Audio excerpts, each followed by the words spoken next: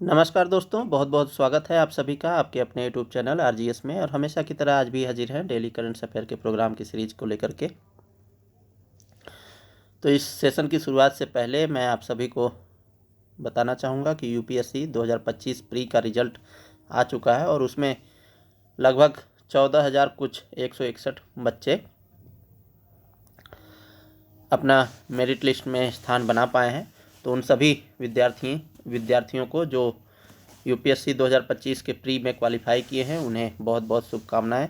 और उम्मीद करते हैं कि जिस तरीके से उन्होंने प्री क्वालिफाई किया है उस तरीके से मेंस भी लिखें और इंटरव्यू के साथ अपना रिजल्ट भी सुनिश्चित करें। और जो बच्चे या जो अभ्यर्थी इस प्री परीक्षा में पास आउट नहीं हो पाए हैं, अपना स्थान नहीं बना पाए हैं, उनके प्रति आरजीएस गहरी संवेदना व्यक्त करता है और सिंपैथी रखता है। साथ ही साथ आप सभी से यही कहना चाहेंगे कि जो सफलता होती है वो एक दिन का परिणाम नहीं होता है, बल्कि इसमें सततता की ज़रूरत होती है, कंटिन्यूटी की ज़रूरत होती है। तो आप जो है धैर्य के साथ अपने तैयारी को गति देते रहें और अपने जीएस पर, अपने डेली करेंट अफेयर पर ध्यान देते रहें। साथ ही साथ न्यूज़पेपर्स भी फॉलो करते रहें। हो सकता है जितने भी तमाम चैनल हैं डेली करंट अफेयर से संबंधित, कोई घटना ऐसी हो सकती है जो उनसे छूट जाए, लेकिन जब आप न्यूज़पेपर फॉलो अप करते हैं तो उसमें वो कवर हो सकती है। ठीक है, तो आप जो है सततता के साथ अपनी तैयारी को गति देते रहें और आने वाले समय में आप भी सफलता के शिखर पर पहुँचे, यही कामना करते हैं ऊपर वाले से। चलिए हम लोग सेशन की शुरुआत करते हैं और देखते हैं पहले प्रश्न की ओर।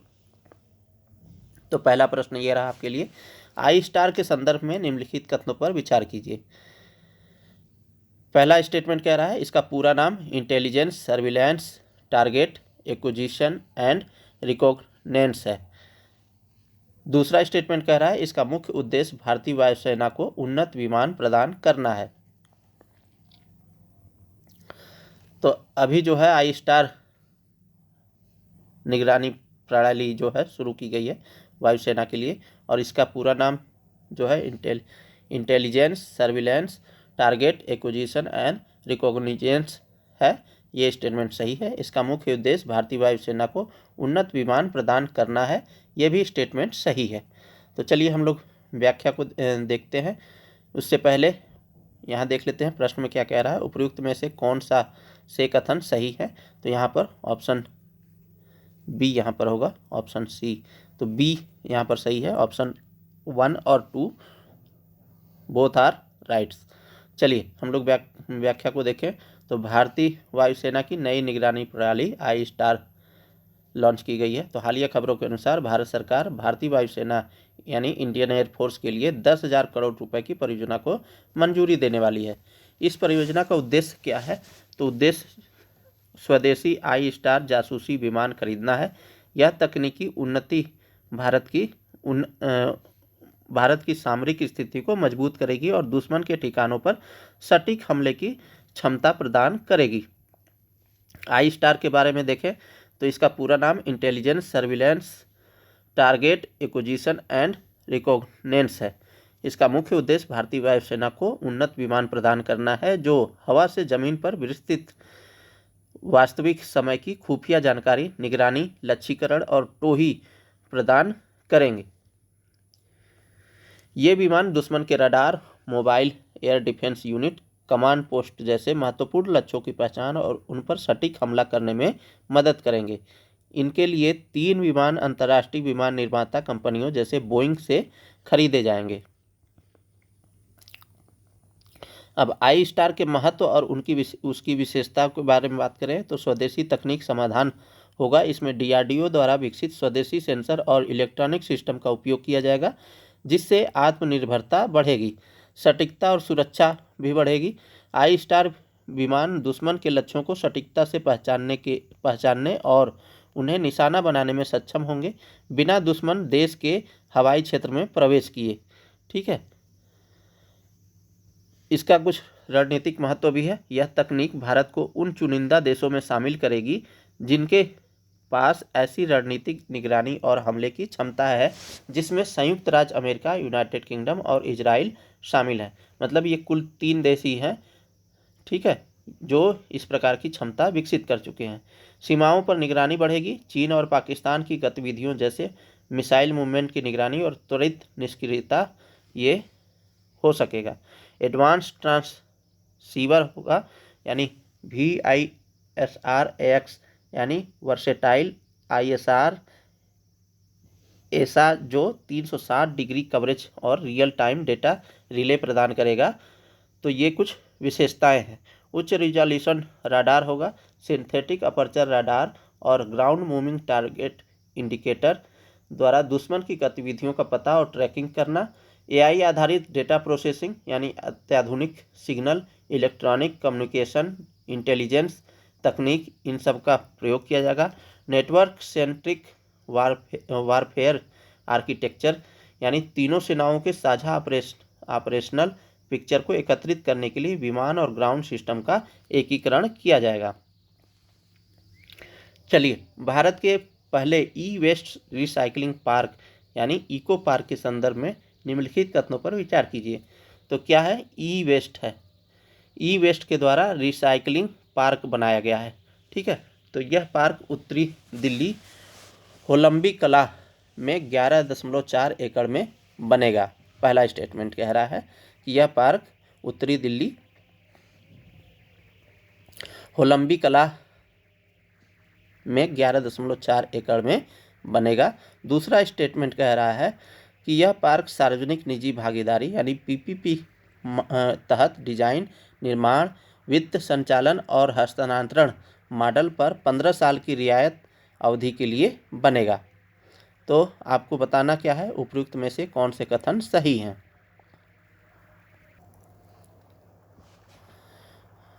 तो इस संदर्भ में दोनों कथन सही हैं, तो इसलिए राइट आंसर हमारा सी हो जाता है। चलिए हम लोग व्याख्या को देखें। तो भारत का पहला ई कचरा ई वेस्ट रिसाइकलिंग पार्क बनाया जाएगा। हाल ही में दिल्ली सरकार ने भारत का पहला ई कचरा, ठीक, E waste recycling park eco park को होलंबी कला में बनाने की घोषणा की है। यह पार्क दिल्ली को रिसाइकलिंग हब के रूप में स्थापित करेगा और देश भर में ई कचरा प्रबंधन के लिए एक मॉडल बनेगा। केंद्रीय पर्यावरण मंत्री के अनुसार इस पार्क से हर साल 51,000 टन ई कचरे का प्रसंस्करण, 350 करोड़ रुपए का राजस्व और 1,000 से अधिक हरित नौकरियां सृजित होने की उम्मीद है। भारत के पहले ई वेस्ट रिसाइकलिंग पार्क या इको पार्क के बारे में बात करें तो यह पार्क उत्तरी दिल्ली होलंबी कला में 11.4 एकड़ क्षेत्र में बनेगा। यह पार्क सार्वजनिक निजी भागीदारी यानी PPP के तहत डिजाइन, निर्माण और वित्त संचालन और हस्तांतरण मॉडल पर 15 साल की रियायत अवधि के लिए बनेगा। यह पार्क सालाना 51,000 टन ई कचरे का वैज्ञानिक और सुरक्षित तरीके से प्रसंस्करण करेगा। इसके विशेषताओं की बात करें तो कचरा प्रसंस्करण ई कचरे के लिए उच्च तकनीकी वाली डिसमेंटलिंग और रिसाइकलिंग सुविधाएं होगी, जिसमें printed circuit board, battery, laptop, mobile आदि शामिल होंगे। इनके द्वारा रिसाइकलिंग करके इसका इस्तेमाल किया जाएगा। कौशल और प्रशिक्षण केंद्र अनौपचारिक ई कचरा श्रमिकों को औपचारिक रूप से कुशल बनाने के लिए कौशल और प्रशिक्षण केंद्र स्थापित किए जाएंगे। प्रदूषण नियंत्रण भी हो सकेगा। सुरक्षित ई कचरा प्रसंस्करण व रिसाइकलिंग से वायु, जल और मिट्टी प्रदूषण को कम किया जाएगा। लैंडफिल और डंपिंग में कमी होगी। अनियमित डंपिंग की समस्या घटेगी, जिससे प्राकृतिक संसाधनों की रक्षा होगी। कुशल जनशक्ति का निर्माण होगा, यानी कौशल विकास और प्रशिक्षण से भविष्य के लिए कुशल जनशक्ति तैयार होगी। सर्कुलर अर्थव्यवस्था बढ़ेगी।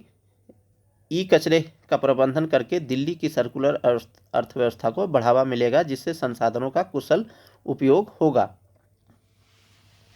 सेकेंड हैंड इलेक्ट्रॉनिक्स की बात करें तो सेकेंड हैंड इलेक्ट्रॉनिक्स मार्केट के जरिए पुनः उपयोग को बढ़ावा मिलेगा। चलिए अगले प्रश्न की ओर बढ़ें।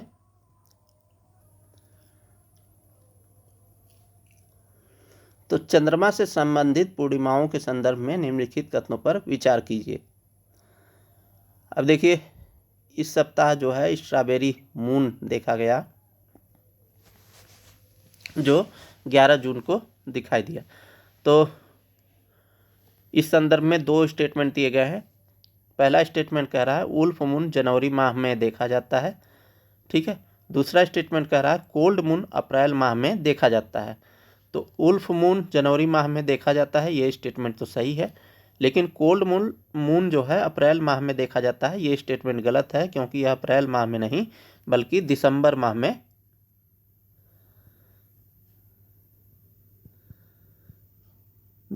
माह में देखा जाता है, ठीक है। अब पूछ क्या रहा है, उपयुक्त में से कौन से कथन सही हैं। तो यहाँ पर केवल एक सही है, इसलिए राइट आंसर हमारा ए हो जाएगा। चलिए व्याख्या को देखें। तो इस सप्ताह उदय होगी स्ट्रॉबेरी मून। स्ट्रॉबेरी मून जो विशेष रूप से उत्तरी अमेरिका में स्ट्रॉबेरी के सीजन से जुड़ा हुआ है, इस साल 11 जून 2025 को पूर्ण रूप से दिखाई देगा। इस समय चांद का आकार बड़ा और रंग गहरा दिखाई दे सकता है, जिसे चांद का भ्रम कहा जाता है। स्ट्रॉबेरी मून के बारे में बात करें तो स्ट्रॉबेरी मून का नाम इसलिए पड़ा है क्योंकि यह पूर्णिमा आमतौर पर उत्तरी अमेरिका में स्ट्रॉबेरी की कटाई के मौसम में होती है। इसे देखते समय चांद विशेष रूप से लाल या गुलाबी रंग में दिखाई दे सकता है और यह दृश्य अधिक स्पष्ट होता है जब चांद क्षितिज पर उगता है। इस चांद के साथ जुड़े एक दिलचस्प तथ्य यह है कि यह साल का छठा पूर्ण चांद है। भारत में स्ट्रॉबेरी मून की बात करें तो भारत में इस चांद को 10 जून 2025 को सूर्यास्त के बाद देखा जा सकेगा। दिल्ली, मुंबई, बेंगलुरु और कोलकाता जैसे शहरों में जहां सूर्यास्त का समय थोड़ा भिन्न हो सकता है, वहां से चांद के उगने का समय भी अलग अलग हो सकता है। इस दृश्य को अधिक स्पष्ट रूप से देखने के लिए आपको कम से कम प्रकाश प्रदूषण वाले खुले स्थान पर जाना चाहिए।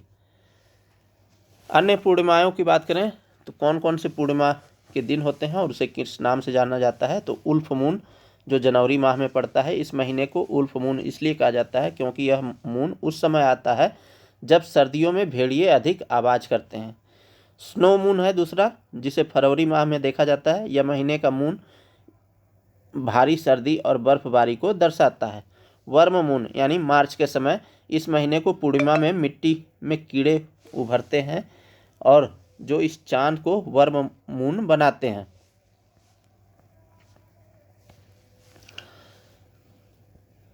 पिंक मून जो अप्रैल माह में होता है, इस चांद का नाम बगैर इसके रंग के पिंक होने के बल्कि इसके साथ उगने वाले गुलाबी जंगली फूलों से पड़ा है। हार्वेस्ट मून जो सितंबर और अक्टूबर में देखा जाता है, यह चांद आमतौर पर सितंबर के अंत में आता है जब फसलें पककर तैयार होती हैं। कोल्ड मून जो दिसंबर माह में देखा जाता है, दिसंबर का पूर्णिमा मून सर्दी के मौसम की शुरुआत को दर्शाता है और इसे कोल्ड मून कहा जाता है। अन्य पूर्णिमाओं की बात करें तो उल्फ मून, ये तो देख लिए हम लोग, ठीक है। चलिए, तो ये कुछ यहाँ पर मून के प्रकार थे पूर्ण मून के, ठीक है। चलिए अगले प्रश्न की ओर बढ़ें। तो राष्ट्रीय ई विधान एप्लीकेशन के संदर्भ में निम्नलिखित कथनों पर विचार कीजिए और सही विकल्प का चयन करना है उपयुक्त में से, ठीक है। तो पहला कह रहा है यह केंद्र प्रायोजित वित्त पोषण योजना है। दूसरा है स्टेटमेंट कि सार्वजनिक निवेश बोर्ड ने इसे 15 जनवरी 2020 को मंजूरी दी है, ठीक है। तो बताना क्या है, आपको सही बताना है। तो इस संदर्भ में दोनों स्टेटमेंट सही है, राष्ट्रीय ई विधान एप्लीकेशन, ठीक है। तो यहाँ पर राइट आंसर हमारा क्या हो जाता है, सी हो जाता है। चलिए हम लोग व्याख्या को देखें। तो चर्चा में राष्ट्रीय ई विधान एप्लीकेशन है।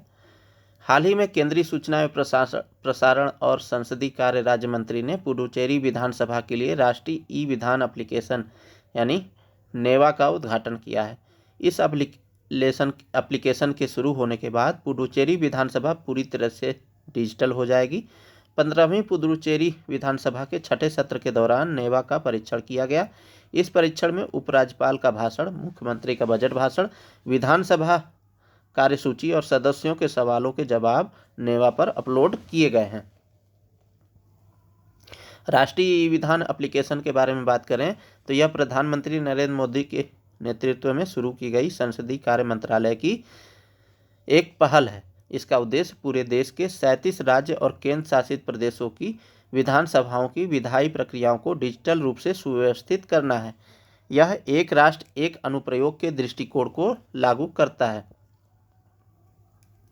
इस योजना को सार्वजनिक निवेश बोर्ड ने 15 जनवरी 2020 को 673 करोड़ 94 लाख रुपए के बजट के साथ मंजूरी दी थी। यह एक केंद्र प्रायोजित वित्त पोषण योजना है जिसमें राज्य और केंद्र शासित प्रदेशों का समान सहयोग सुनिश्चित किया गया है। इस परियोजना का उद्देश्य यह है कि सदन का विधायी कार्य कागज रहित हो और सभी विधानमंडल एक ही प्लेटफॉर्म पर काम करें, जिससे अलग अलग अनुप्रयोगों की जटिलता के बिना एक बड़ा डेटा डिपॉजिटरी तैयार किया जा सके। इसमें कृत्रिम बुद्धिमत्ता एआई और मशीन लर्निंग का उपयोग करके वास्तविक समय में अनुवाद सेवाओं को जोड़ा गया है। इसे भारतीय भाषाओं के इंटरफेस और इलेक्ट्रॉनिक और सूचना प्रौद्योगिकी मंत्रालय के सहयोग से तैयार किया गया है। तो किसके सहयोग से तैयार किया गया है? ये इलेक्ट्रॉनिक्स और सूचना प्रौद्योगिकी मंत्रालय के सहयोग से तैयार किया गया। भारतीय भाषाओं के इंटरफेस और इलेक्ट्रॉनिक और सूचना प्रौद्योगिकी मंत्रालय के सहयोग से तैयार किया गया है। अब हम लोग पुडुचेरी के बारे में देख लेते हैं। तो इसका गठन 1962 में फ्रांसीसी भारत के 4 पूर्व उपनिवेशों यानी पुडुचेरी, कराईकल, माहे और यनम को मिलाकर किया गया था। पुडुचेरी और कराईकल क्षेत्र तमिलनाडु राज्य से घिरे हुए हैं, जबकि माहे केरल राज्य से और यनम आंध्र प्रदेश राज्य से घिरा हुआ है। इसके बहुराज्यीय स्थान के कारण पुडुचेरी को केंद्र शासित प्रदेश के रूप में मान्यता दी गई है। भारतीय संविधान के अनुच्छेद 239 और संघ राज्य क्षेत्र शासन अधिनियम 1963 के अनुसार भारत के राष्ट्रपति ने पुडुचेरी सरकार का कार्य आवंटन नियम 1963 तैयार किया है। पुडुचेरी में निर्वाचित विधानमंडल है तथा पुडुचेरी के उपराज्यपाल संघ राज्य क्षेत्र शासन अधिनियम 1963 द्वारा निर्देशित होते हैं। चलिए अगले प्रश्न की ओर बढ़ें। तो हाल ही में 2025 UEFA नेशंस लीग फाइनल में पुर्तगाल ने किस टीम को हराया है? तो ये फाइनल मैच हो रहा था पुर्तगाल वर्सेस स्पेन के बीच, ठीक है, और बराबरी पर मैच ड्रॉ हुआ। उसके बाद पेनाल्टी शूट आउट हुआ, उसमें निर्णय हुआ और पेनाल्टी में स्पेन को हराया किसने? पुर्तगाल ने। राइट आंसर हमारा इसलिए क्या हो जाएगा? Option B. चलिए हम लोग व्याख्या को देखें। तो UEFA नेशंस लीग 2025 पुर्तगाल ने जीता है स्पेन को हरा करके। तो हालिया खबरों के अनुसार 2025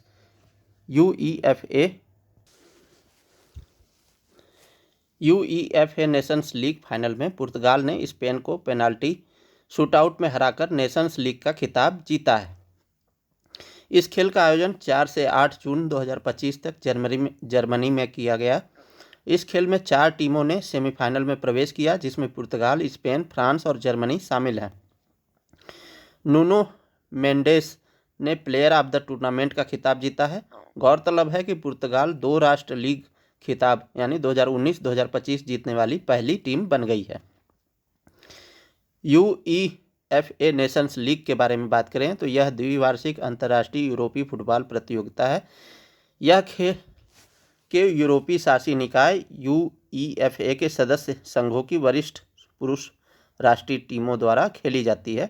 इसका उद्देश्य अंतर्राष्ट्रीय खेलों की प्रतिस्पर्धात्मकता बढ़ाना है, साथ ही यूरोपीय चैंपियनशिप के लिए अर्हता प्राप्त करने का एक और मार्ग प्रदान करना है।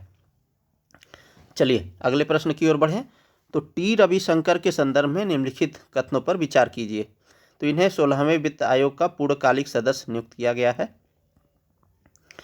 ठीक है। दूसरा स्टेटमेंट कह रहा है इनका कार्यकाल 1 अप्रैल 2026 से शुरू होगा। तो इस संदर्भ में दोनों स्टेटमेंट सही हैं, इसलिए राइट आंसर हमारा क्या हो जाता है? ऑप्शन सी हो जाएगा। चलिए हम लोग व्याख्या को देखें। तो चर्चा में टी रविशंकर जी हैं, ये रहे टी रविशंकर जी। हाल ही में भारतीय रिजर्व बैंक के डिप्टी गवर्नर टी रविशंकर को 16वें वित्त आयोग का अंशकालिक सदस्य नियुक्त किया गया है। यहाँ पर पूर्णकालिक था क्या? अच्छा सॉरी मित्रों, यहाँ पर पूर्णकालिक है, अंशकालिक रूप में यानी पार्ट टाइम के लिए नियुक्त किया गया है। तो यहाँ पर हमारा जो है ऑप्शन सी सही नहीं होगा, बल्कि ऑप्शन बी हमारा सही हो जाएगा, क्योंकि सही पूछ रहा है तो ऑप्शन बी ही हमारा सही होगा। चलिए, तो इन्हें अंशकालिक सदस्य के रूप में नियुक्त किया गया है 16वें वित्त आयोग के रूप में, ठीक है, सदस्य के रूप में। वह कार्यभार संभालने की तिथि से लेकर के आयोग की रिपोर्ट प्रस्तुत होने तक या 31 अक्टूबर 2025 तक जो भी पहले हो पद पर बने रहेंगे। 16वें वित्त आयोग के बारे में बात करें तो इसकी शुरुआत 5 वर्षों के लिए 1 अप्रैल 2026 से होगी। केंद्र सरकार ने 31 दिसंबर 2023 को पनगड़िया की अध्यक्षता में इसका गठन किया था। तो 31 दिसंबर 2023 अरविंद पनगड़िया जी इसकी अध्यक्षता कर रहे हैं, किसकी? 16वें वित्त आयोग की। 15वें वित्त आयोग के अध्यक्ष कौन थे, ये कमेंट बॉक्स में आप लोग बताइएगा। चलिए, आयोग के वर्तमान अध्यक्ष डॉक्टर अरविंद पनगड़िया हैं, जो 16वें वित्त आयोग के हैं। यह समान संसाधन वितरण, अनुदान, सहायता सिद्धांतों और स्थानीय शासन को मजबूत करने जैसी महत्वपूर्ण जिम्मेदारियों को संबोधित करेगा। यह आपदा प्रबंधन, वित्त पोषण और शहरीकरण चुनौतियों पर भी ध्यान केंद्रित करता है। बता दें कि 15वें वित्त आयोग के अध्यक्ष NK सिंह और 14वें वित्त आयोग के अध्यक्ष YV रेड्डी थे। वित्त आयोग के बारे में बात करें तो वित्त आयोग भारतीय संविधान के अनुच्छेद 280 के तहत स्थापित एक संवैधानिक निकाय है, यानी संविधान में वर्णन है। इसका मुख्य काम केंद्र और राज्य सरकारों के बीच कर राजस्व यानी टैक्स रेवेन्यू का वितरण तय करना है, ताकि दोनों के बीच वित्तीय संतुलन बना रहे। अब देखिए, इस वित्त आयोग ने कितनी सिफारिश की थी राज्यों के कर हस्तांतरण के लिए, इससे संदर्भित UPSC 2025 के प्री में क्वेश्चन आया हुआ था, ठीक है। तो ये समय समय पर जो टैक्स स्लैब होता है या टैक्स रिवेन्यू होता है, उसका कितना परसेंटेज हस्तांतरण किया जाएगा उसको निर्धारित करते हैं। तो आपके लिए इम्पॉर्टेंट हो जाता है। इसका मुख्य काम केंद्र और राज्य सरकारों के बीच कर राजस्व यानी टैक्स रिवेन्यू का वितरण तय करना, ताकि दोनों के बीच वित्तीय संतुलन बना रहे। इसका गठन राष्ट्रपति द्वारा हर 5 साल में किया जाता है। इस आयोग का प्रमुख कौन होता है? तो अध्यक्ष होता है, और इसके साथ में 4 सदस्य होते हैं जो वित्त, अर्थशास्त्र या लोक प्रशासन के विशेषज्ञ होते हैं। इसमें संघ और राज्यों के बीच शुद्ध कर आय को साझा करने, राजस्व की कमी वाले राज्यों के लिए अनुदान सहायता की सिफारिश की गई है। साथ ही जमीनी स्तर पर शासन के लिए स्थानीय निकाय के संसाधनों को बढ़ाने के उपायों की भी सिफारिश की गई है। यह राजकोषीय अनुशासन, सार्वजनिक व्यय और राष्ट्रपति द्वारा संदर्भित अन्य वित्तीय मामलों पर सलाह देता है। बता दें कि पहले वित्त आयोग का गठन 6 अप्रैल 1952 को श्री KC नियोगी की अध्यक्षता में किया गया था। चलिए अगले प्रश्न की ओर बढ़ें। तो इतिहास से संदर्भित यह प्रश्न है, निम्नलिखित कथनों पर विचार कीजिए। पांडवंश का प्रतीक चिन्ह मछली थी, और मारवर्मन सुंदर पांड्यन दक्षिण ने 1216 से 1238 ईस्वी तक शासन किया था। तो उपयुक्त में से कौन से कथन सही हैं? अब केवल 1, ऑप्शन बी कह रहा है केवल 2, ऑप्शन सी कह रहा है 1 और 2 दोनों, ऑप्शन डी कह रहा है ना तो 1 और ना ही 2। तो इस संदर्भ में दोनों कथन सही हैं, इसलिए राइट आंसर हमारा सी हो जाता है। चलिए व्याख्या को देखें। तो हाल ही में मेलूर के निकट उत्तर पांड्य काल का 800 साल पुराना शिव मंदिर मिला है। बता दें कि मंदिर की सिर्फ नींव बची है, लेकिन मंदिर के वास्तुकार और मूर्तिकला शोधकर्ता प्रोफेसर P देवी अरिवू शेल्वम का कहना है कि पुलिया पर अंकित शिलालेख महत्वपूर्ण है, क्योंकि उससे पता चलता है कि मंदिर आर्थिक रूप से किस प्रकार स्वतंत्र था। खोजे गए प्राचीन मंदिर के बारे में बात करें तो इस मंदिर की सिर्फ नींव मिली है, जिसका उत्तरी और दक्षिणी भाग का पत्थर का आधार बरकरार है। आधारशिला पर उत्कीर्ण चित्रों और शिल्प शास्त्र के संदर्भ से यह पता चलता है कि यह मंदिर भगवान शिव को समर्पित था। शिलालेखों से पता चलता है कि इस मंदिर का निर्माण काल 1217 से 1218 ईस्वी के आसपास था, जो मारवर्मन सुंदर पांड्य के शासनकाल के दौरान हुआ था। शिलालेखों में यह भी लिखा है कि गांव का नाम अत्तुर था और मंदिर का नाम थेत्रावनीश्वरम था। बता दें कि शिलालेखों में एक जल निकाय की बिक्री का अभिलेख है, जो कलावली नाडु के सरदार अलागापेरुमल ने नंबी पेरम्बल कुथन उर्फ कांगेयन को किया था। कांगनकुड़ी नामक जल निकाय को गीली और सूखी भूमि के साथ 64 कासू यानी सिक्के में बेचा गया था। शिलालेखों में भूमि और बेचे गए जल निकाय की 4 सीमाओं को परिभाषित किया गया है।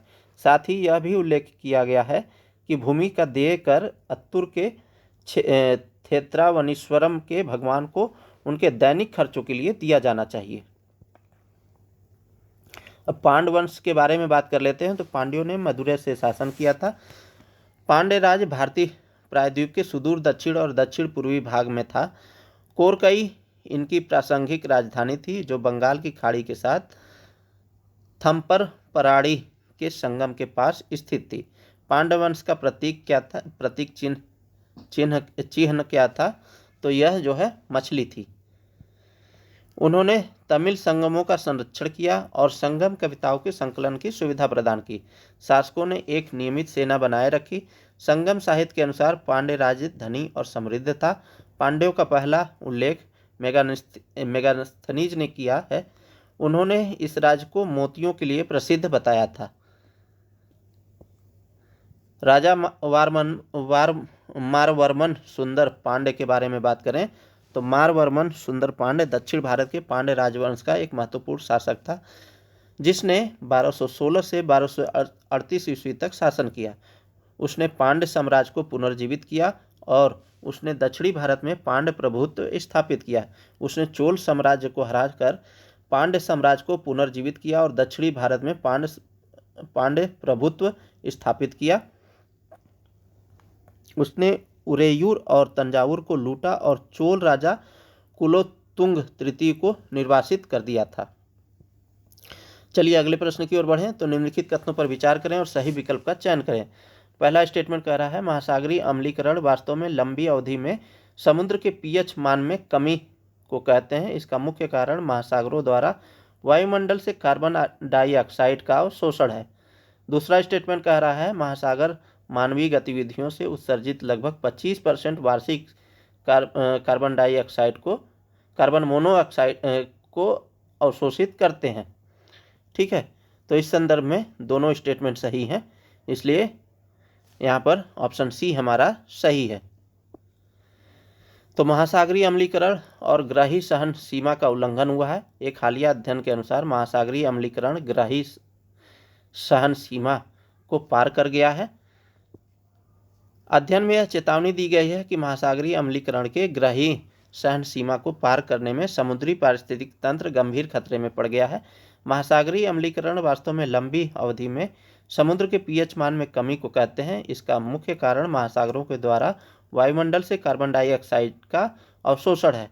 महासागरीय अम्लीकरण को ग्लोबल वार्मिंग की जुड़वा बुराई यानी evil twin of global warming और एक अन्य कार्बन डाइऑक्साइड समस्या कहा गया है। महासागरीय अम्लीकरण की प्रक्रिया क्या होती है, कैसे होती है? तो वायुमंडल से कार्बन डाइऑक्साइड समुद्र में घुल जाती है, जिससे जलीय कार्बन डाइऑक्साइड एक्वेटिक के रूप में बनता है। यह कार्बन डाइऑक्साइड जल से अभिक्रिया करके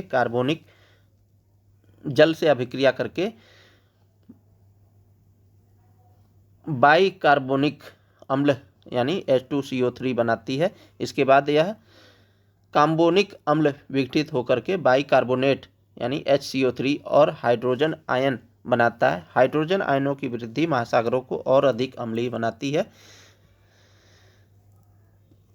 महासागरीय अम्लीकरण के कारण क्या है? तो महासागर मानवीय गतिविधियों से उत्सर्जित लगभग 25% कार्बन मोनोऑक्साइड को अवशोषित करते हैं। महासागरों में प्राकृतिक तरीके से CO2 उत्सर्जन, जैसे महासागरों में ज्वालामुखी उद्गार, महासागरीय धाराओं का परिसंचरण, महासागरीय तलछट का विखंडन आदि के द्वारा होता है।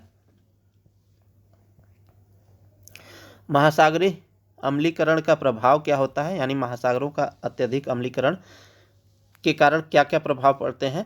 तो अम्लीकरण जल कैल्शियम कार्बोनेट से बनी संरचनाओं को तोड़कर घोल देता है या उन्हें गला देता है। इससे कोरल, सेलफिश, प्लैंकटन जैसे जीव प्रभावित होते हैं। जाहिर है कि इससे समुद्री पारिस्थितिक तंत्र का संतुलन बिगड़ जाता है।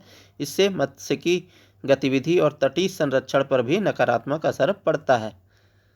महासागरीय अम्लीकरण फाइटोप्लैंक्टन को नुकसान पहुंचाता है, जिससे महासागर की उत्पादकता घटती है।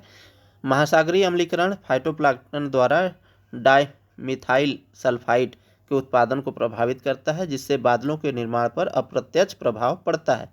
समुद्री प्लवक द्वारा उत्पादित डाइमिथाइल सल्फाइड वायुमंडल में ऑक्सीकृत होकर के सल्फ्यूरिक एसिड बनाता है, जिससे क्लाउड कंडेंसेशन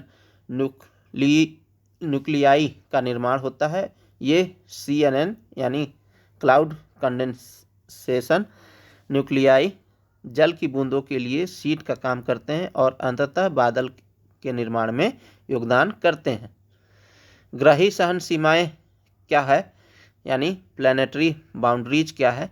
तो ग्रही सीमाएं वास्तव में वैज्ञानिक रूप से स्थापित वे सीमाएं हैं जो पृथ्वी की प्राकृतिक प्रणाली से भीतर मानव जाति के अस्तित्व के लिए सुरक्षित मानी जाती है, यानी उससे नीचे ही होना चाहिए। अबव होगा तो मानव जाति के लिए खतरा है। इनमें जलवायु, जल, जैव विविधता आदि शामिल हैं।